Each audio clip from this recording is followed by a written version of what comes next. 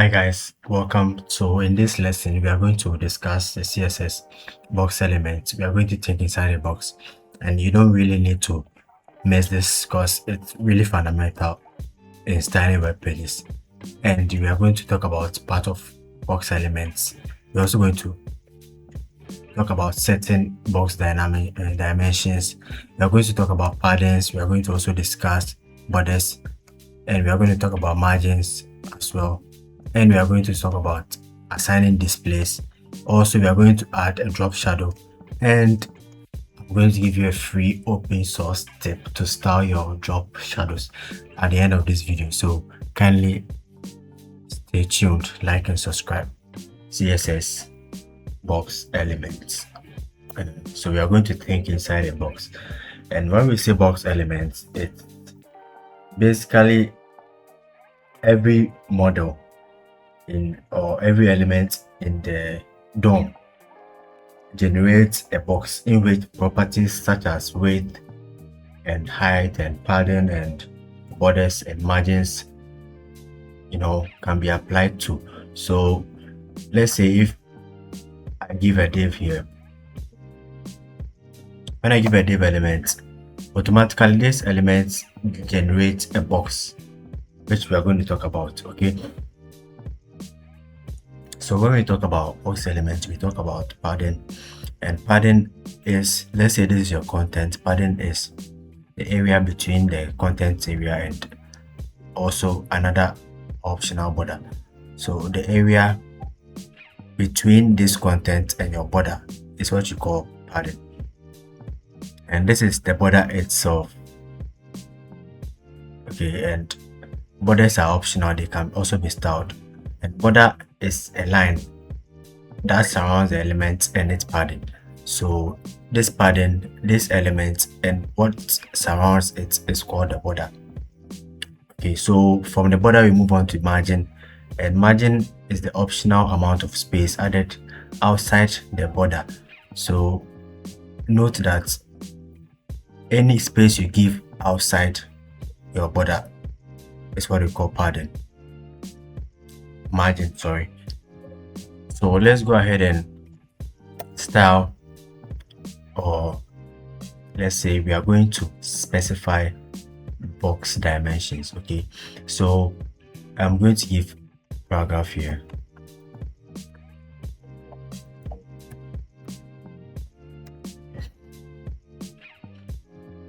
and I'm going to switch to my CSS panel, and I'm going to style my paragraph.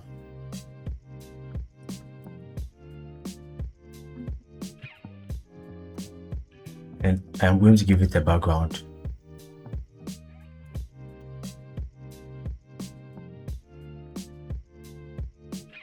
Okay. And I'm going to give it a width of 500 px.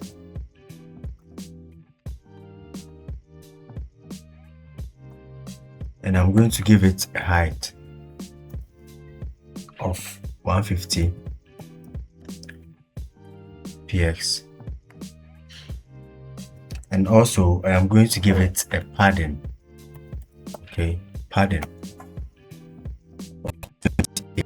20 pixels.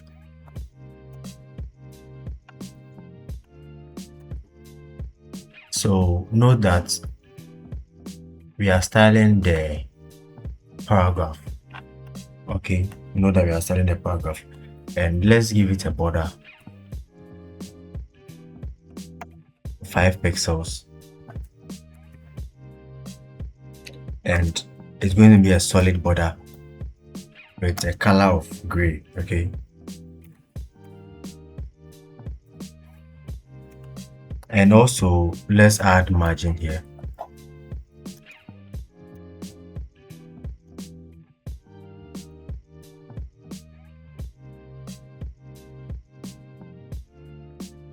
All right, margin of 20 pixel. So as I explained earlier, you can see everything yourself. Let me just pull this window here a little. Right. So this is our margin you can see the brown area selected. This is our margin. So margin is this white spaces of 20 pixels. Okay, there's 20 pixels here, but because everything is white, you will not really notice. And our border, so you can see we gave it border here. This is the border. This is a solid border. We have other border properties we are going to talk about later. And this is our padding. Padding is the content area between the content itself and the border. And we have the content itself. And the content itself, I specified height of 150 pixels and width of 500 pixels. So you can see the height 150 and the width is 500 pixels. So we are going to specify height, and the height property works the same as the width. Okay, and in general practice, it is less common to specify the height.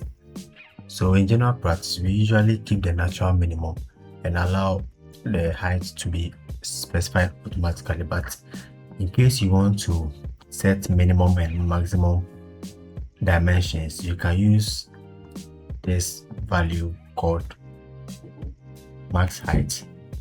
Okay, so let's set a max height for this element of let's say 5 pixels.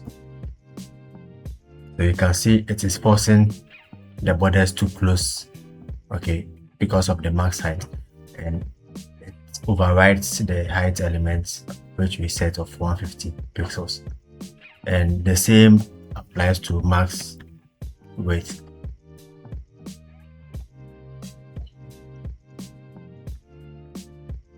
Okay, so the same applies to max width. And we can also set minimum width.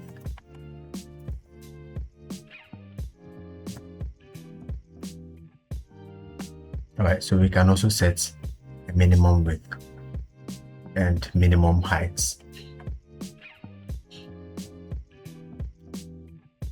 And when it happens like this, we have a property called overflow, which handles overflowing of content. So when the element size is too small for its content, you can specify what you want to do with the content that doesn't fit using the overflow property. So with the overflow property, we have overflow hidden. Okay, so hidden will hide the content which doesn't fit, okay, which doesn't fit in our dimensions. And we have overflow visible, okay, and also you can get overflow scroll, okay, and scroll will automatically give a scroll wheel here, okay, because the minimum height is very small, you cannot see the scroll wheel. So let me just increase it to 50. Yes, that is too small as well. Let's go 100. Okay, so now you can see the scroll wheel, which is effect applied by overflow scroll.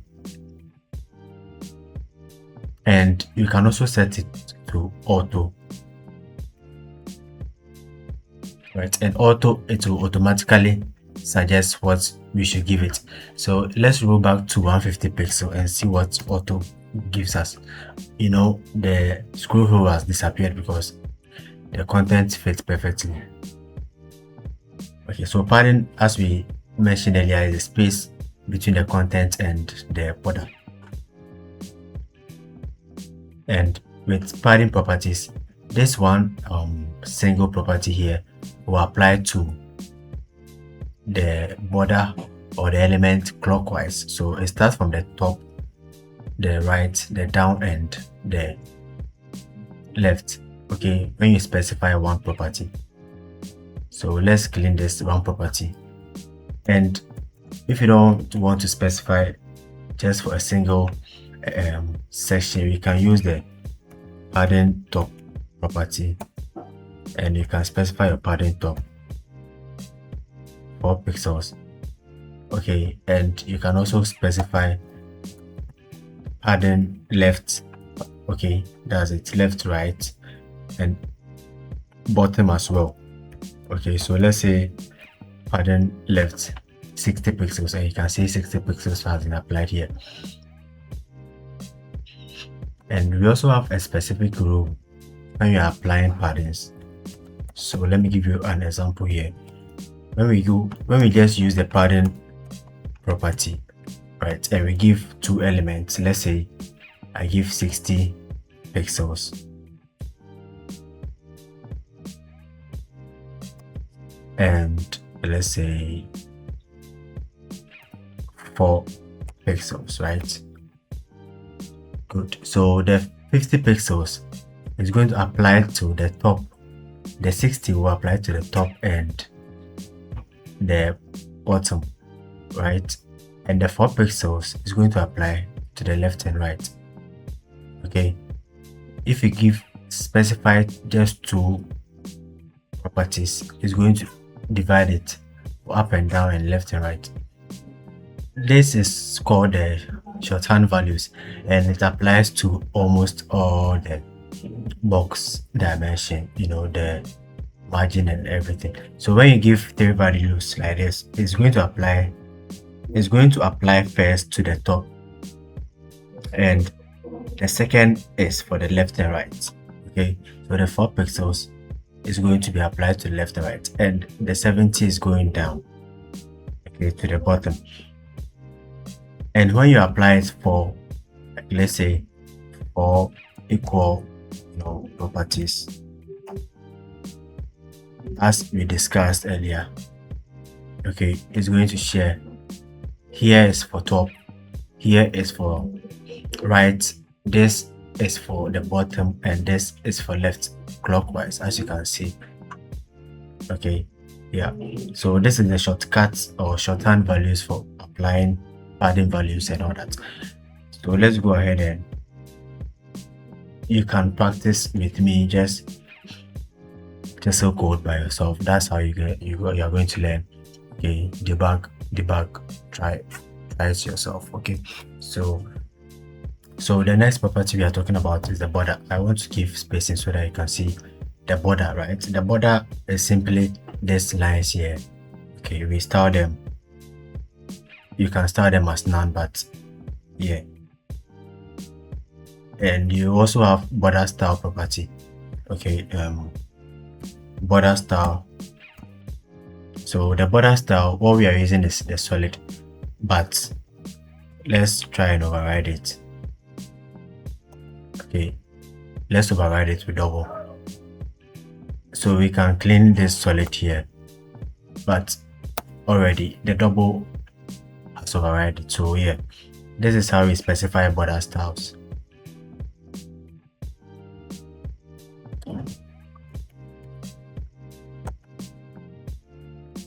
Okay, so we also have dotted here. We have double, we have groove. Okay, border styles, groove. Okay, obviously it looks hidden, right? We have outset. Okay, we have outset, we have insets and dashed and so on.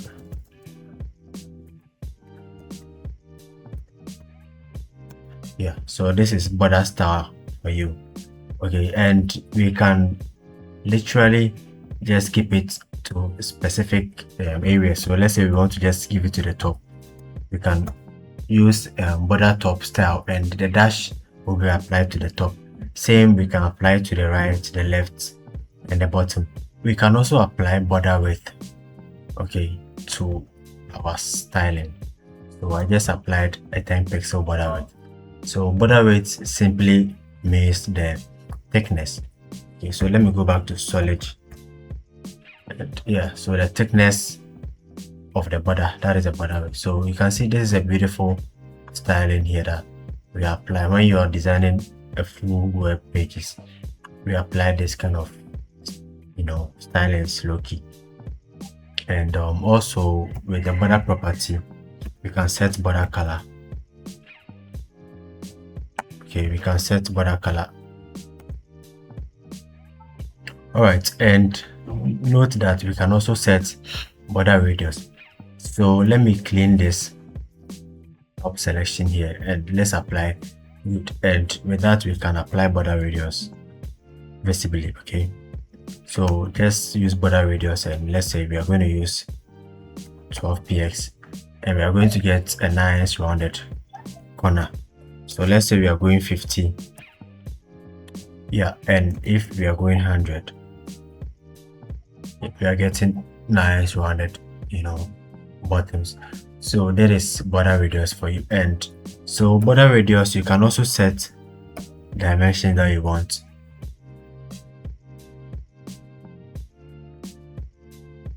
Okay, so with the border radius, you can set dimension that you want, which is the border top left radius, and it's going to curve this side.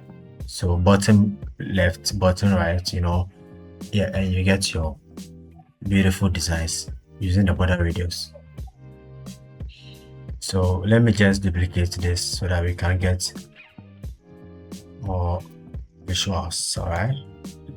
Okay, yeah, we have this one here.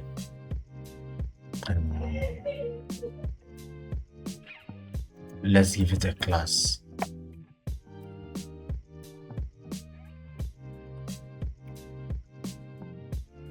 Okay, and let's tap the P. So I hope you know the kind of selection I'm using. Element class. Okay, this is the element P and the class is 2.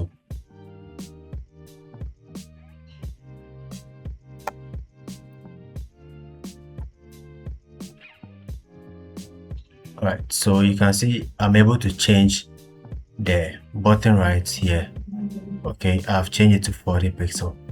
So that is it. I just wanted you to see. Let me increase it to 80. Yeah, so you can use this to style your comments or whatever you want to style when you're designing your web page. And note that you can also use border image. Okay, yeah, you can also use border image, and it will be applied.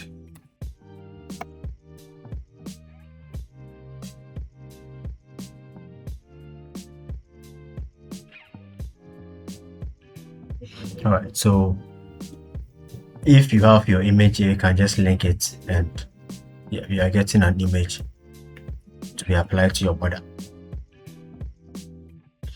So let's move on to margins. This is margin property here, and I'm going to use the second element of him. So let me apply margin here, and with the margin we can set margin top, margin right, margin bottom, just like the borders as well. Okay, so margin top, yeah, and you can see it has shifted. Okay, so margin is literally on the outer side of your box element, and same, you can use this margin.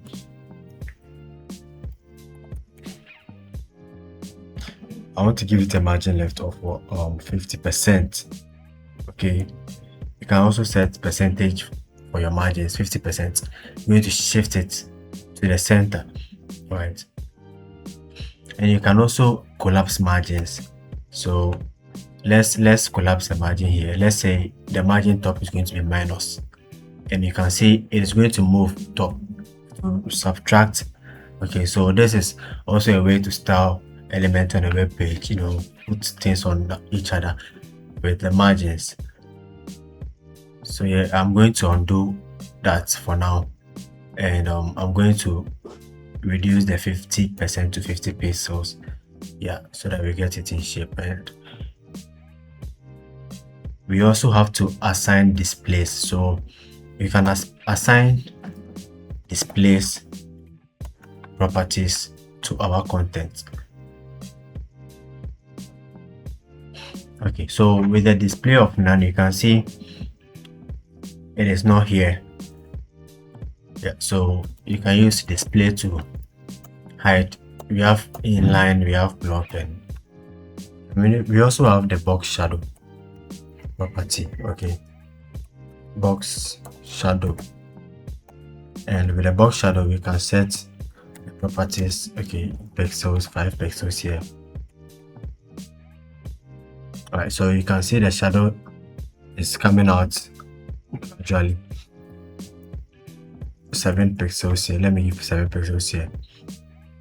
Okay, and 7 pixels applies to the blur. Let's give it 80, and it's going to blur more. So this is how we set box shadows. And with box shadows, there is a CSS extension, or let me say a website, that you can use to automatically generate beautiful box shadows and apply them. You don't need to hard code your box shadows. Yeah, so as you know, we are always going to give tips. All right, so this is the website getcsscan.com. all right, so you can just CSS scan. Okay, that's the website. So just get csscan.com, and you have different box shadow stylings. You can just copy it, okay,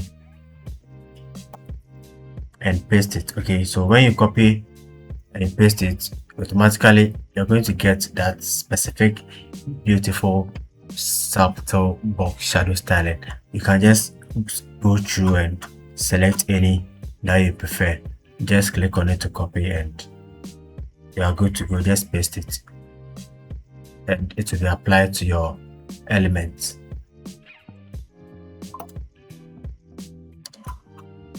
So I like this one. Let's try it out.